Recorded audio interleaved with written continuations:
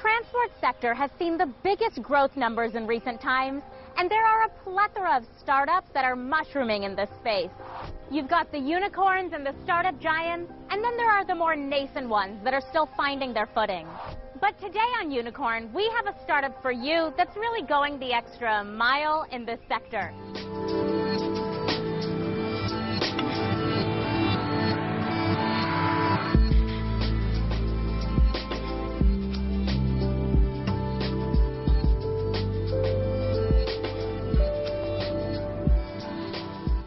We're talking about a self-driven car rental startup. Let's take a ride with Miles.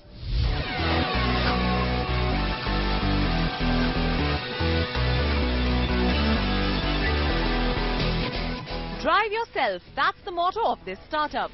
And at the helm of Miles is Sakshi Vij, the founder and CEO at Miles. Sakshi spearheads the product strategy, business development as well as the overall management operations of the organization.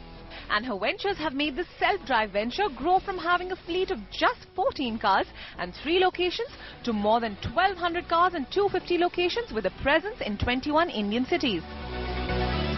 And this is Miles, a self-driven venture started in 2013 which is currently clocking between 10,000 to 12,000 car rentals every month. But why venture into the overcrowded market for cab services?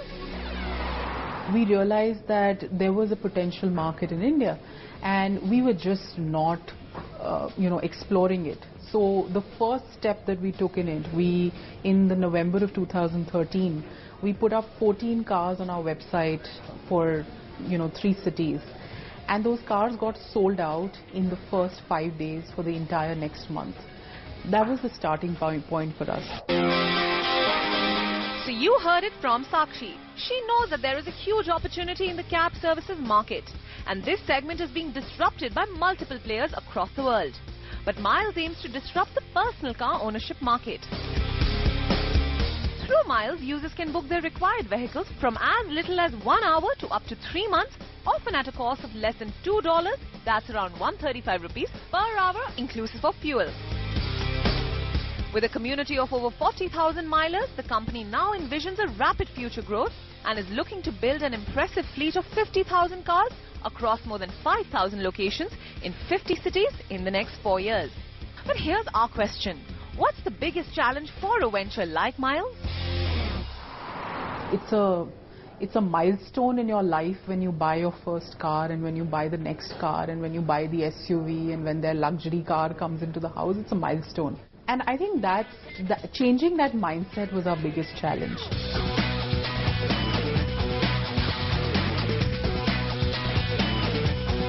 I'm on my way to meet Sakshi now, and to get in the mood, I actually booked my car on the Miles app. They have this new feature that actually has the car get delivered right to you. So I'm going to go pick up my car now. Hello. Hi, Anu. Welcome. Hi. I'm Ashish here. I'm the CEO of Miles Car. Oh, and, very cool. That's awesome. I've got a Miles Car for you. Awesome. Wait, so are we going to go to the office together? Oh, yeah, definitely. So let's come in. Okay. Yeah.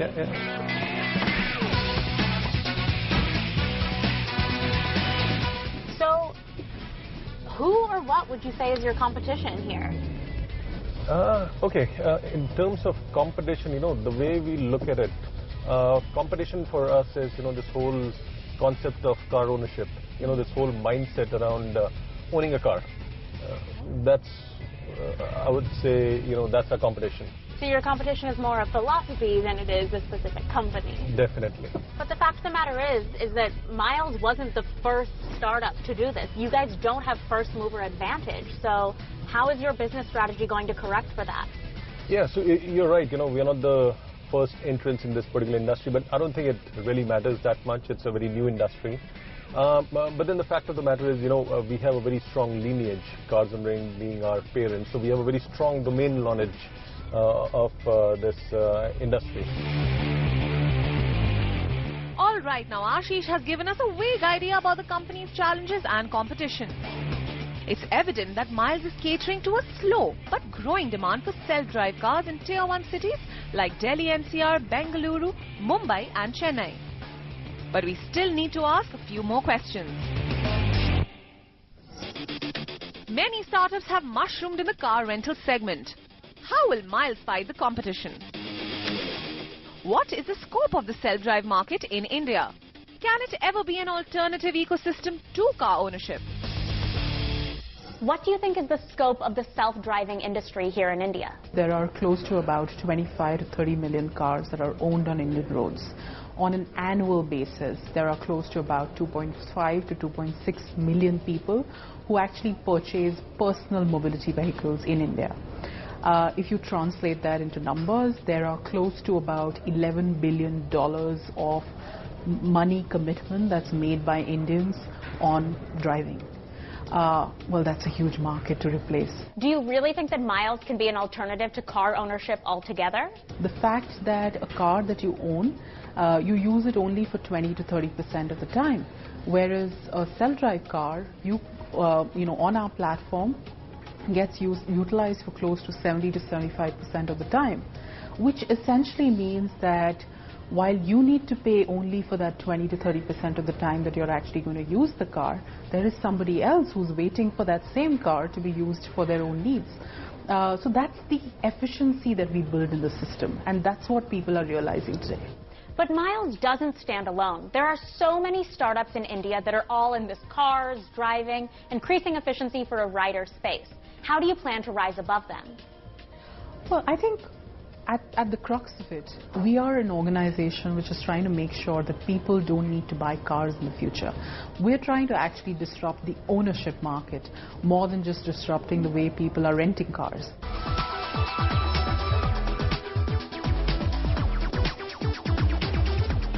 It's heartening to hear that Miles is offering an alternative to car ownership, because right now car ownership is creating this awful pollution we have in Delhi. That said, their fleet is small. They've only got about 1,200 cars nationwide. And I think that they're going to need a lot more if they really want to penetrate a market that's swarming with startups that are working in rider efficiency and car sharing. That said, they do have a powerful parent company in Cars on Rent, and I think that they are levying that to the greatest possible advantage. That's my takeaway from my meeting with Miles. Let's hear what the mentors have to say about this.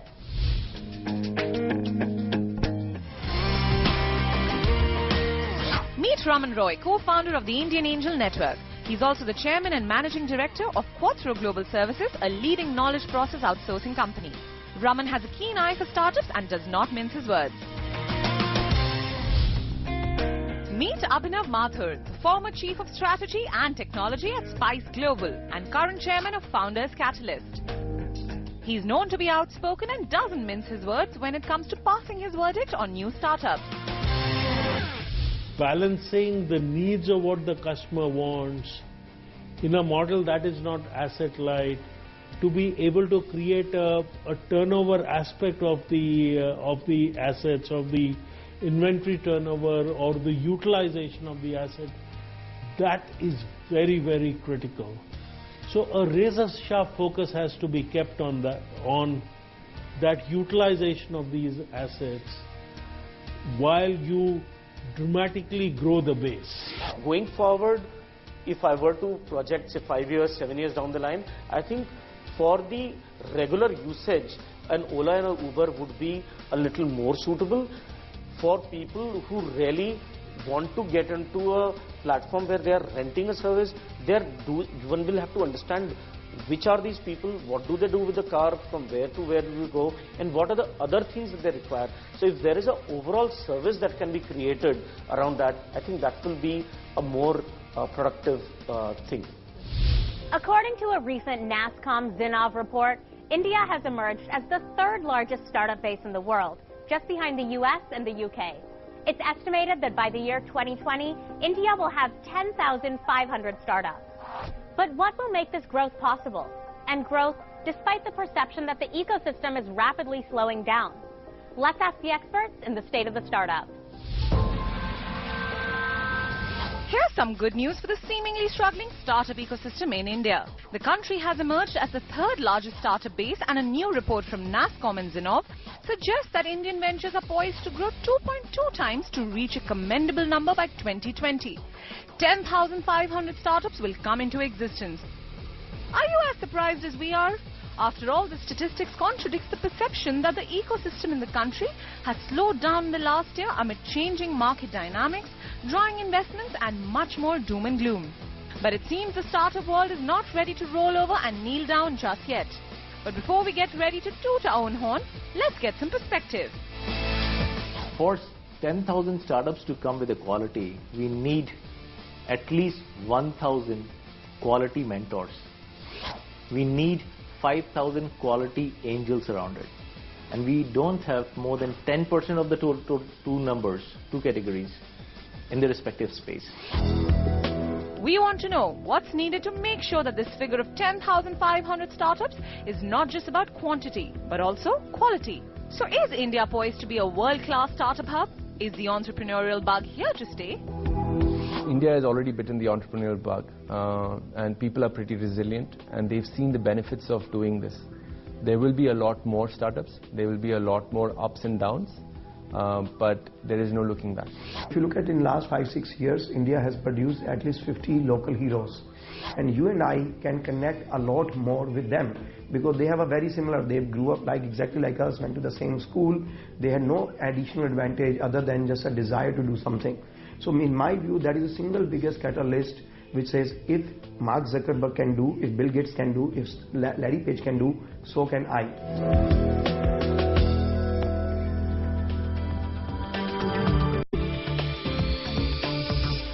Home automation is pretty young in India, and with smartphones being the gateway to smart homes, it's an unexplored market that has a lot of room for growth and innovation. Tapping into this market is Cubicle Labs, a startup that claims to offer you home automation that's pocket-friendly. Cubicle Labs says that they have a mostly DIY home automation, and you can manage it from your smartphone. But is India really ready for a do-it-yourself sort of home automation? Let's meet the founders and find out.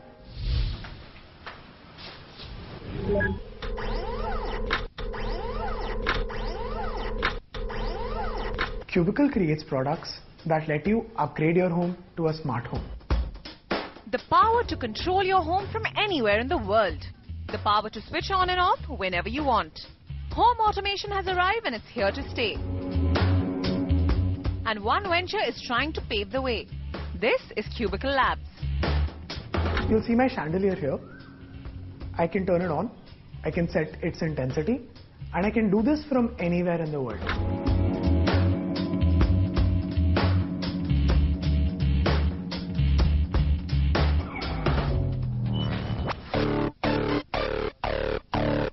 Meet the 3 trailblazers who have taken on the challenge to automate your home from anywhere in the world.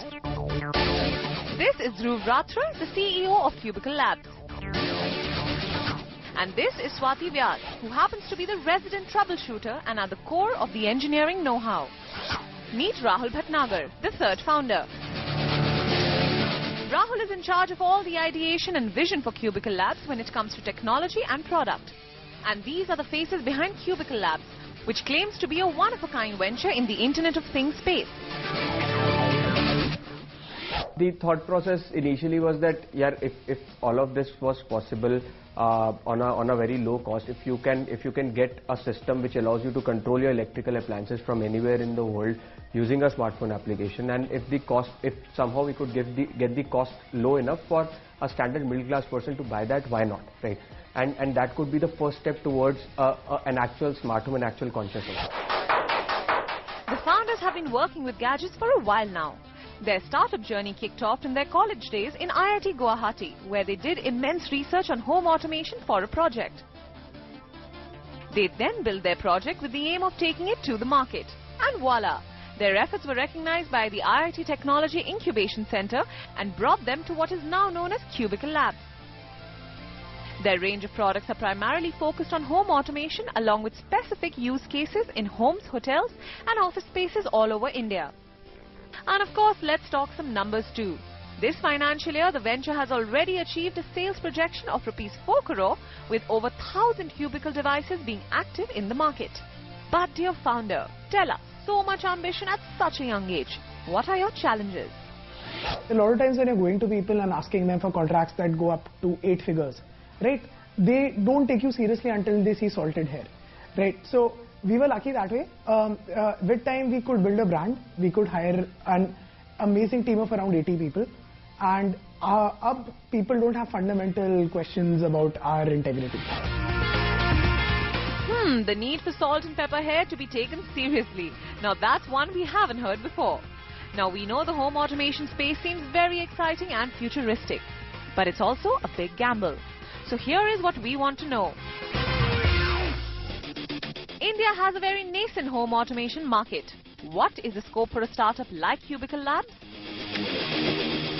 How will Cubicle Labs fight competition from established brands in the space like Honeywell and Fibaro? Home automation is a very new market here in India. What would you say is the scope for a startup like Cubicle Labs? Now the thought process is that with these many smartphone users in India at present, and with the kind of real estate market that we have in India, we feel that there's a huge amount of potential, and we would like to target these people through builders, hotels and people like that. There are already some very established players in this space like Honeywell. How are you going to beat that kind of competition? They might look like titans, but all they are doing is taking a product from the first world countries and just trying to plug it in the third world countries, and these are two very different problems to solve, right? So there is the kind of electricity that you have, for example, in Europe or US, this kind of stability that you have there is not similar to what you have here, and that is one of the reasons why Cubicle Labs actually came into existence. Okay, now enough business talk. Let's try and decode the technology with Swati. What is the technology that backs Cubicle Labs? So the basic technology that backs our company is the proprietary protocol that we have. It's called the QBAR protocol. Through this protocol, the master, which is the central hub for the company, is actually talking to all of the electrical devices of your home, right? And these devices in turn control all of your electrical devices from your smartphone app itself. What is Cubicle Labs' best-selling product? So the best-selling product that we have till now is the mono switch. It's actually a single switch which controls all of your heavy electrical appliances. It not only controls your ACs, geysers, but it also controls motors and every kind of heavy appliances that you have in your home. That is so cool. Cubicle Labs, the founders they're young and they've got these really big dreams, but the proof of product is in their clientele. I mean, they're working with the Hyatt Regency here in Delhi. They're tied up with some of the biggest builders across the country. And what they really do is they drive home the potential for the smart home. I think that they're going to face a lot of issues, say patents, say IP issues, say legal issues. But the fact of the matter is that Cubicle Labs is an awesome product, and I really wish them the best. Anyway, that's my takeaway from meeting the founders of Cubicle Labs. Let's hear what the mentors have to say about this. I think they've got to integrate with the marketing side of it to see what product for what segment, and that will give them scalability, and that will bring down the cost per unit and enhance the profitability. As Cubicle Labs evolves and the market evolves, they will have to create a more integrated offering which can be taken off the shelf and can be fitted by a normal electrician into the house. It should be a very comprehensive offering which will be allowing them to compete with the existing players. Today we met two startups, Miles and Cubicle Labs. Miles lets you rent a car from anywhere and drive it around yourself for however long you need. Then there's Cubicle Labs, which is breaking into the largely uncharted territory of home automation. They also work in hardware, not software, which is rare for this startup territory. Think your startup has what it takes to be featured on Unicorn Chasing the Startup Dream? Then write to us by emailing unicorn@ndtv.com or tweet us at prime_unicorn. Thanks for watching. We'll see you next week here on Unicorn Chasing the Startup Dream.